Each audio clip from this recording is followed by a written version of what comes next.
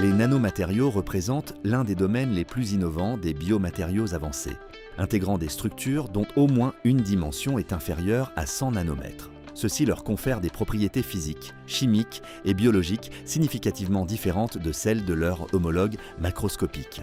À cette échelle, l'augmentation de la surface relative et les phénomènes de confinement quantique conditionnent leur comportement, rendant des caractéristiques telles que le point de fusion, la réactivité et les propriétés optiques directement dépendantes de la taille des particules.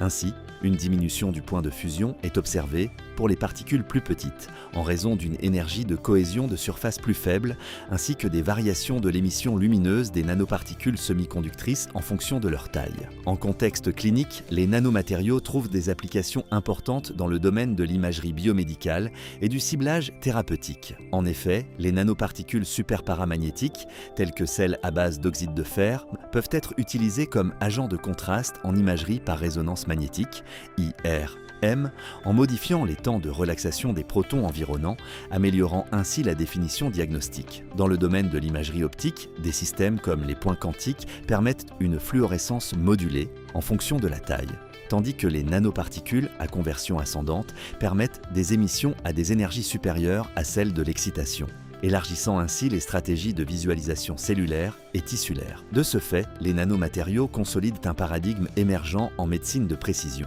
où le contrôle à l'échelle nanométrique permet la conception de systèmes plus sélectifs et efficaces, adaptés aux besoins cliniques actuels.